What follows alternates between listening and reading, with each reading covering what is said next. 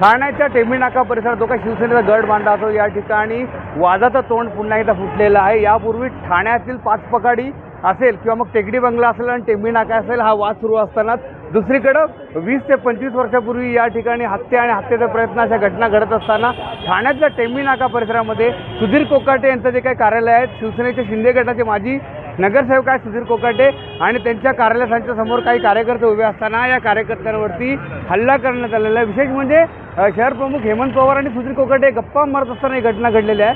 सुधीर भाऊ, कशा प्रकारची घटना आणि काय मागणी आहे? सोमवारी रात्री 10:30 पावणे 10:15 ते 10:30च्या दरम्यान आफरीन नावाची मुलगी आली, पहिले मोटरसायकलवर आली आणि तिच्या मागे एक रिक्षा होती। तर रिक्षा गाडीच्या मागे होती, कोणाला काय लक्षात नाही आलं आणि आमची 4 मुलं बसली होती।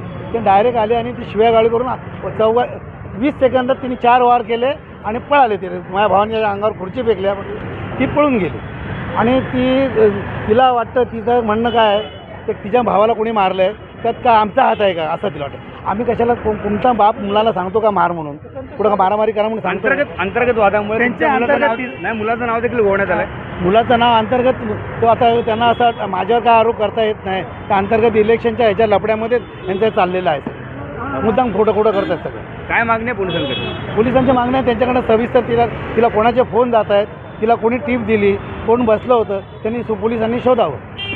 ठाण्यातल्या टेंभी नाका परिसरामध्ये ही घटना घडल्यानंतर शिवसैनिकांनी या ठिकाणी तर जमण्यास गर्दी केलेली आहे। शिवसैनिक जे काही आहेत या ठिकाणी जमा झालेले आहेत। असा प्रकार देखील यापूर्वी झाला होता। हेमंत पवार आपल्याबरोबर। हेमंतभाई, किती अशी हृदयद्रावक घटना आहे, कारण की टेंभी नाक्यावरती असा प्रकार यापूर्वी काही झाला नव्हता। काय सांगाल, पुन्हा एकदा टेकडी बंगला आणि टेंभी नाका वाद समोर येईल का?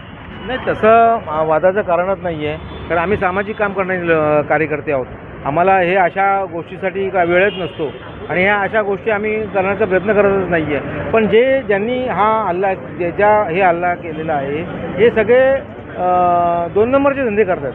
ते आफरीन असेल, इतर गोष्टी लोक असतील, तर त्यांच्याबरोबर जे आलेले होते यांचा समाजाची काय घेणं नाही आहे। आम्ही सामाजिक काम करणारे लोक आहोत। आम्ही 10 वाजता, 11 वाजता, 2 वाजता रात्री लोकांच्या फोन आले तर आम्ही बाहेर पडतो आणि आमच्या नगरसेवक जे 20 वर्षे नगरसेवक आहेत यांना कुठेतरी राजकीय प्रतिबंध बसावा, त्याच्यामागे दुसरं कोण आहे का, याचंही आम्हाला पोलिसांना जाब विचारायचं आहे। काय वाटतं, पोलीस न्याय देतील? कारण की या ठिकाणी चौकशी देखील सुरू आहे। चौकशी सुरू आहे, पोलीस न्याय निश्चित देतील, पोलिसांवरती आमचा विश्वास आहे। पोलिसांनी आम्हाला वेळोवेळी चांगलं सहकार्य केलं आहे, आताही पोलीस सहकार्य करत आहेत। पोलिसांनी त्यांच्या टीमला सगळीकडे पाठवलेलं आहे आणि ते पोलीस सहकार्य करतातच आहे। पोलिसांचं सहकार्य कमी पडलं तर मी आमच्या पद्धतीने शोधायचा प्रयत्न करू।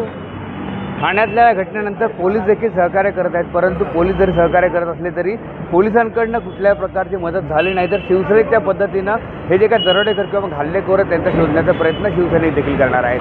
तिथे पोलिसांच्या वतीने देखील 4 टीम तैनात करण्यात आलेल्या, त्याच्या माध्यमातून हे जे काही आरोपी आहेत त्यांचा शोध सुरू आहे। विकास काटे, साम टीव्ही न्यूज, ठाणे।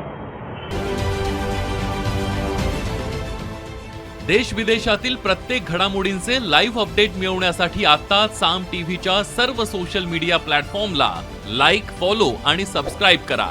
तसंच सर्व नोटिफिकेशनसाठी बेल आयकॉन प्रेस करायला विसरू नका।